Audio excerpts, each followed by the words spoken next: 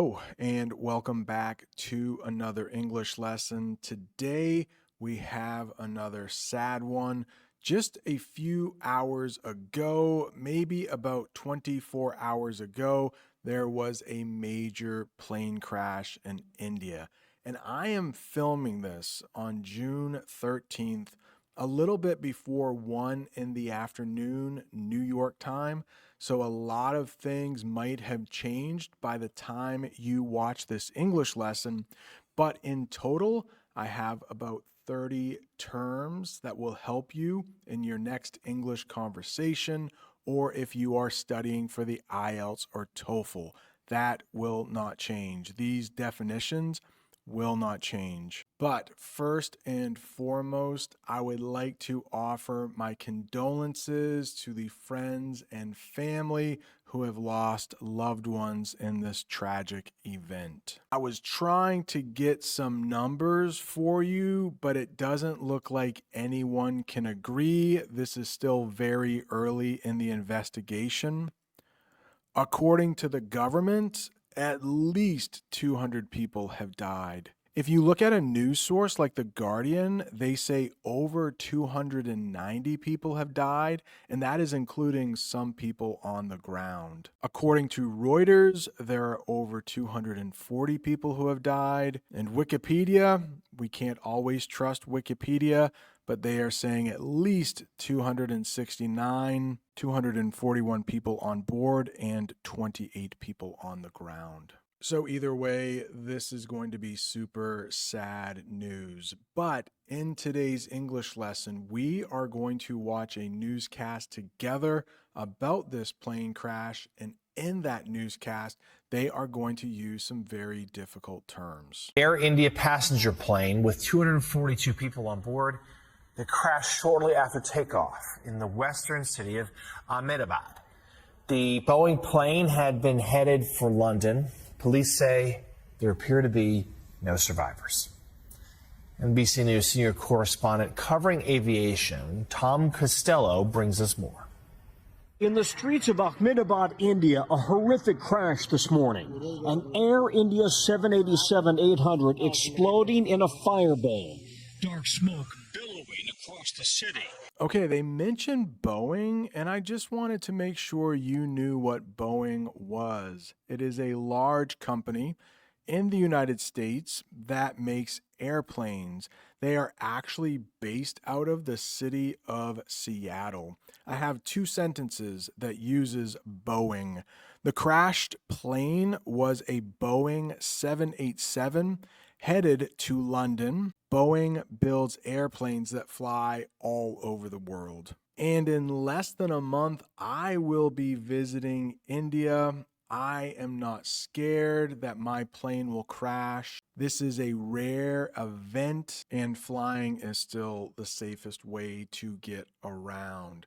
Next, they use headed to. Headed to. I am headed to India next month. That means going towards a place. The plane was headed to London when it crashed. After school, we are headed to the soccer field. And it doesn't have to be like a big trip.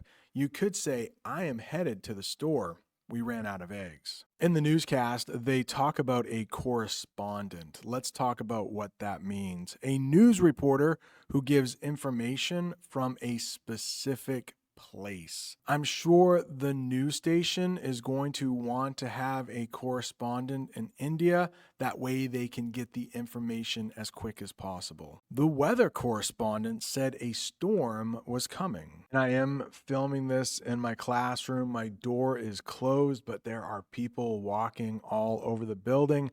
I hope I am not too distracted. The next thing that I thought might give you trouble that they talk about in the news report was aviation. Aviation.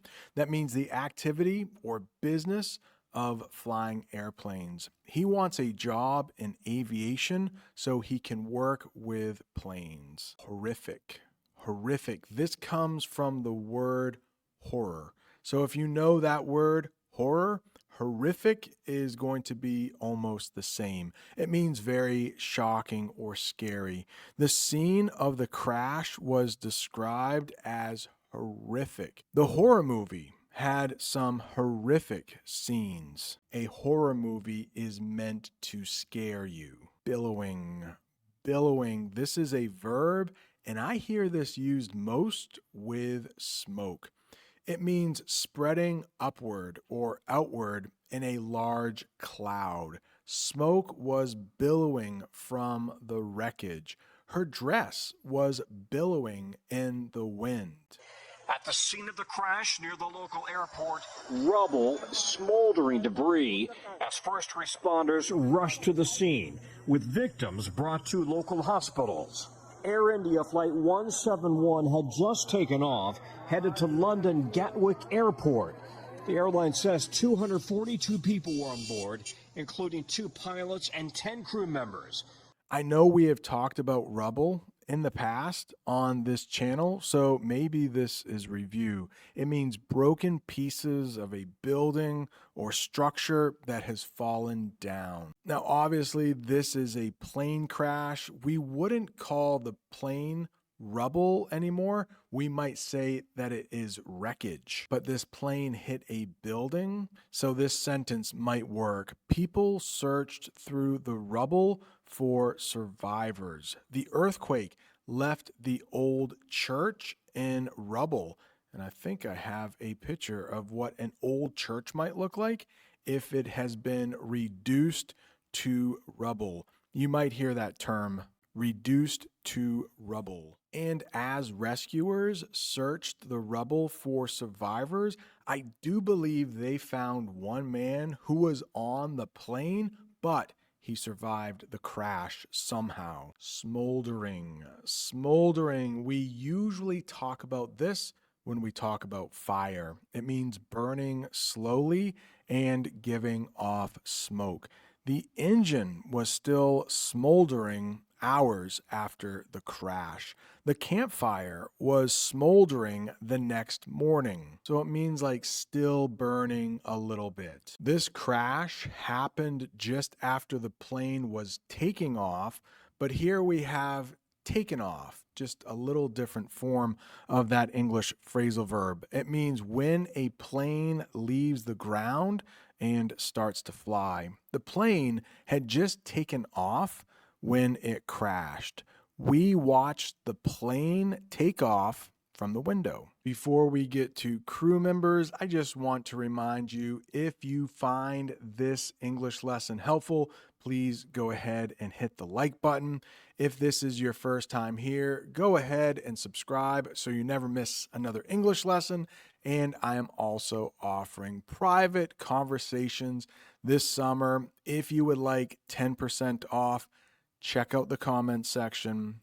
Use 10 off at checkout and you will get 10% off. They also mention crew workers in the newscast, or crew members. Crew members. Crew members are the workers on a plane, like pilots and flight attendants. The crew members try to help people get out safely. Unfortunately, that is just an example sentence. There was no time for that in this crash. The crew members showed us how to wear the life jackets. They might have done that before the plane had taken off. You might also hear cabin crew in English for flight attendants. So we're not talking about the pilot or the captain. We will talk about that person next. The captain is part of the crew. This is the person in charge of flying the airplane. The captain made a final call for help before the crash. In English, we call that final call for help a mayday call. The captain of the ship told everyone to get ready to sail. Pilot is another name in English for the captain of a plane, but a captain can also be the person who drives a large boat. At the scene of the crash near the local airport, rubble, smoldering debris as first responders rushed to the scene, with victims brought to local hospitals. Air India Flight 171 had just taken off, headed to London Gatwick Airport. The airline says 242 people were on board, including 2 pilots and 10 crew members. Among those on board, passengers from India, the UK, Portugal, and Canada. Air India says the captain had 8,200 hours of flying experience, while the Boeing 787 Dreamliner has a stellar reputation. This, the first crash in the plane's history. What if you have a stellar reputation? That means a very good opinion people have about someone or something. Reputation means what people think about someone over time. So here is a sentence that uses stellar reputation. She has a stellar reputation because she always helps others. I hope this sentence is true. I hope to have a stellar reputation as an English teacher. This, the first crash in the plane's history. While India has a troubled history of aviation safety, Air India's chairman has been trying to improve safety. This morning, setting up an emergency relief center as families search for their loved ones. Family and friends around the world waiting for any word. We have another English phrasal verb here, setting up. This means getting something ready to use. Workers are setting up a place for families to wait for news. Oh, that has got to be the worst. I hope I am never in that position. You have a loved one who was on a flight that just crashed, and you are waiting to hear if they made it, if they survived. Okay, something a little happier for this last sentence for setting up. We are setting up the tent before it gets dark. And in the picture, you can see that person is setting up a tent. They mention emergency relief center in the newscast. That is a place where people go to get help after something bad happens. An emergency relief center was opened near the crash site. NBC's Tom Costello with that report. And joining us now from London, NBC News foreign correspondent Danielle Hamamchin. Danielle, what are the latest there? Certainly in London, there's a lot of anxious and now potentially grieving family members who are waiting for that plane. Yeah, absolutely. This was supposed to be a routine flight between one of the busiest airports in India to the second busiest airport in the UK, Gatwick Airport. You can see the plumes of smoke there. It's important to note that the airport in Ahmedabad, which is 480 miles south of New Delhi, is located in the city, a city of 7.6 million people, so a highly populated area. And I am sure those family members are feeling anxious. That is sometimes they will interrupt me over the intercom. As I was saying, I'm sure most of those family members are feeling anxious. That's the adjective. Anxiety is the noun. Let's talk about what they mean. It means feeling nervous, scared, or worried. Family members were anxious as they waited to hear about their loved ones. I was anxious before giving my first speech. Maybe if you have to speak for an exam in English, I'm sure you are going to feel anxious before that. You might potentially feel anxious before that speech. Let's talk about what potentially means because they use it in the newscast. It means maybe or possibly. The crash potentially killed people who were in the hostel. We'll talk about hostel in a minute, but yeah, that plane crashed right as it was taking off, and it did injure, maybe kill some people on the ground, some who were staying in a hostel. That medicine is potentially helpful, but it needs testing. And in the picture, it looks like we have some scientists who are working on that medicine. There is no doubt that families are grieving right now.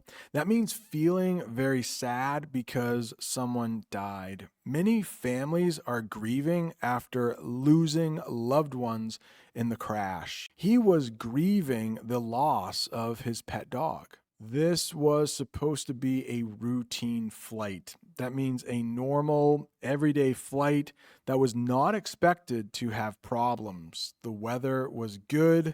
It was in the middle of the day. It was supposed to be a routine flight to London. The routine flight arrived safely and on time. Unfortunately, that last sentence is just an example. Plumes. Plumes. This is another word I hear most often associated with smoke. Tall, thin clouds of smoke or dust. Plumes of smoke was seen rising into the sky after the crash. A volcano shot plumes of ash into the air. Now be careful, we have plumes and we have plums. There is a difference between plumes and plums. You can eat plums. You can't eat plumes.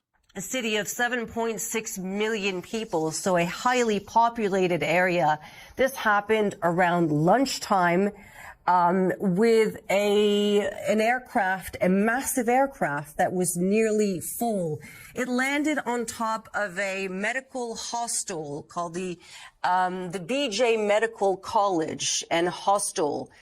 It landed on top of the building where the canteen was located, and according to authorities, dozens of medical students have now been taken to hospital.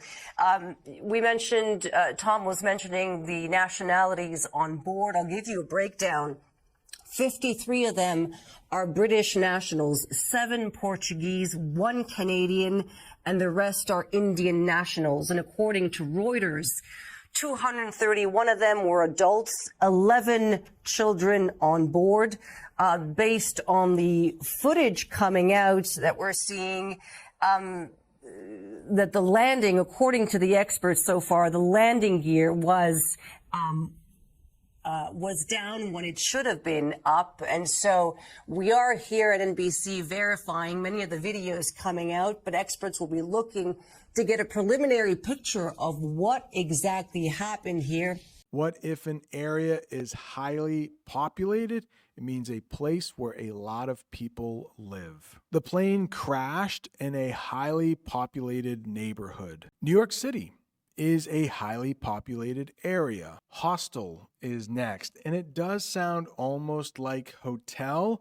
They are similar, but a hostel is a cheap place where people sleep, usually with shared rooms. The plane hit a hostel where students were staying. I stayed in a hostel when I visited Iceland and also when I visited Turkey. And I will leave a link to the English lesson I did at the hostel in Iceland, just in case you want to watch that English lesson after you finish this one. We have 2 different types of canteens in English. This first one, they don't use in the newscast. It's a bottle used to carry drinking water. He brought a canteen with cold water on the hike. But this is how they use canteen in the newscast. A small store or restaurant where people get food. After the crash, people helped by bringing food from the nearby canteen. We eat lunch at the school canteen every day. Where I'm from, we wouldn't call the place where students eat lunch the canteen. We would call that the cafeteria. Actually, I can walk over right now to the cafeteria and show you what my school cafeteria looks like.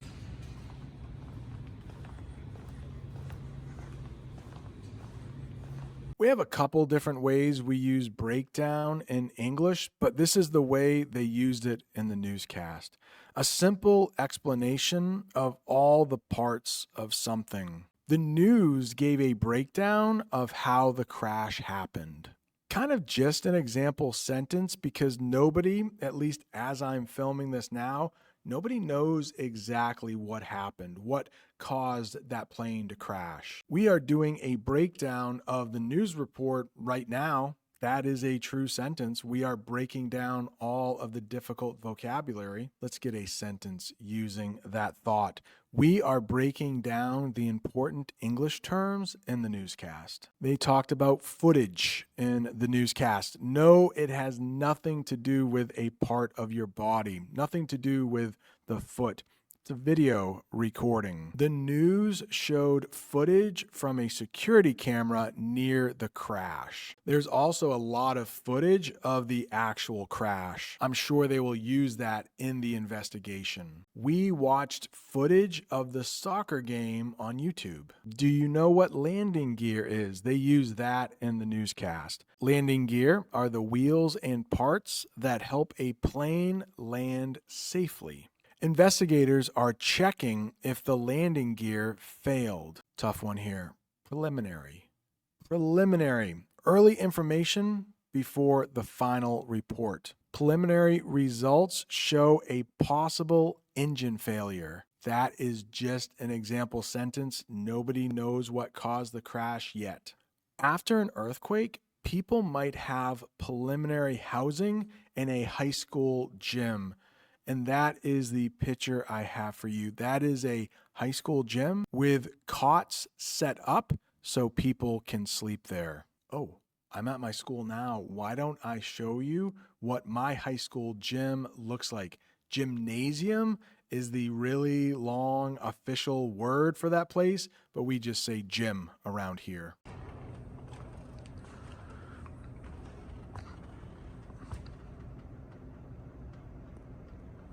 Residential.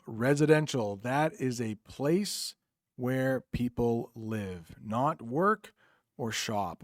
The plane crashed in a residential area with many houses. We moved to a quiet residential neighborhood. Congratulations, you made it to the end of another English lesson. I had a lot of distractions while I was teaching. I hope that did not affect your learning. Don't forget, if you would like to sign up for a private conversation with me, right over there is a link. Use 10 off to get 10% off. And right down there is the English lesson I did at a hostel in Iceland. Thanks so much for watching. See you next time.